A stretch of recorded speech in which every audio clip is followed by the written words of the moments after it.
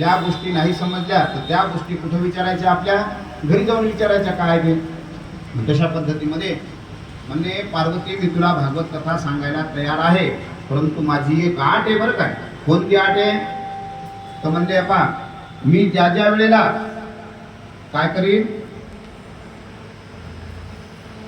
मी ज्या ज्या वेळेला भगवंताचं नाम उच्चारण करीन तर तू पण करायला पाहिजे बरं का. जसं आपण गोष्ट सांगत असताना काय करतो, एक होता राजा, त्याने म्हणायचं ऐक नाही, एक होती राणी, त्याने म्हणायचे आता मी कथा सांगत राहिलो तुम्हाला, तुम्ही काहीच नाही होय म्हणत नाही तर नाही म्हणत नाही, तर मला कसं वाटेल अरे बाबा याला समजायची का नाही पण ना माहीत आहे का नाही.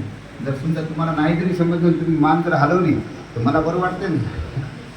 किंवा मी जय जय श्री राधे श्याम असं म्हटल्यानंतर तुम्ही म्हणायला पाहिजे का नाही, नम शिवाय किंवा पुन्हा नम ओम अशा प्रकारचं जे काय हरे नमः, हरे नमः म्हणल्यानंतर तुम्ही पण हरे नमः करायलाच पाहिजे. म्हणजे मला त्या ठिकाणी बरं वाटतंय, तुम्ही मान हलवली तर मला बरं वाटतंय. तसं भगवान शंकर म्हणले, यपा म्हणले की तुला कथा सांगतो बरं का, कथा सांगतो परंतु तू हुंकार द्यायला पाहिजे बरं का.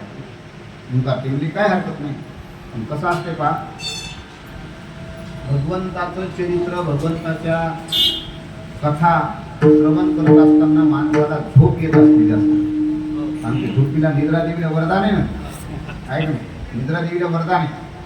कारण की ती ऐकू देत नाही आपल्याला. कशामुळं, कारण तिथे सांगितलं ना की कथा जिथं जिथं असलेला तिथं तिथं मी येणार म्हणजे येणारच, श्रोत्याला ऐकू देणार नाही. तशा पद्धतीने ते म्हणजे ठीक आहे, काय हरकत नाही. मग आता भगवान शंकरांनी सांगायला सुरुवात केली बरं काय. भगवान शंकरांनी सांगायला सुरुवात केली. भगवान शंकर अधिकार स्कंदापासून सुरुवात करतात. म्हणजे जन्माद्यस्य जंतनवया द्वितीयकष्टार्केश्व विद्येश्वरा तेने ब्रह्मरुदाय आणि कवय मुह्यंतु यत्सूरयः तेजो वादी मृदा यथा विनिमयो यत्र सर्वमशा धामनास्मिन् सदा निरस्तपोतम सत्यम परम धीमहि, सत्यम परम धीमहि. भगवान परमात्मा सत्य आहे बरं काय. असा जन्म मरणशयातीत आहे आणि म्हणून अशा प्रकारचं त्या ठिकाणी सांगायला सुरुवात केली. पण आता तुम्हाला सांगितलं पहिला स्कंद, दुसरा स्कंद, तिसरा स्कंद, पहिला स्कंद, दुसरा स्कंद, तिसरा स्कंद सांगितला, चौथा सगळे झाले. 10व्या स्कंदापर्यंत पार्वती आई साहेब त्या ठिकाणी झोपल्या नाही तर काय. कारण की 10व्या स्कंद तुम्हाला काल सांगितला भगवंताच्या लीला चरित्र आहे, परंतु 11वा स्कंद जे आहेत ना त्याच्यामध्ये ब्रह्मज्ञान सांगितले. आणि ब्रह्मज्ञान सांगितलं की माणसाला नक्की झोप येत असते बरं का. ज्या माणसाला घरी झोप येत नसल त्याने 11वा स्कंद ऐकावा, ताबडतोब झोप येते. तत्वज्ञान ब्रह्मज्ञान असते त्याच्यामध्ये.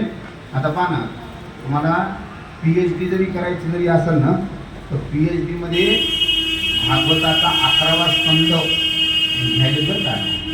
ज्ञानेश्वरीच्या सुद्धा काही काही ज्ञानेश्वरीवर PhD करणारी माणसं आहेत. आता एक अमेरिका आहे, त्या अमेरिकेमध्ये सुद्धा आपल्या ज्ञानेश्वरीला खूप खूप त्या ठिकाणी मान्यता आहे बरं काय. त्या अमेरिकेवाली सुद्धा लोक त्याला म्हणता येईल, मराठी येत नाही पण ते म्हणाले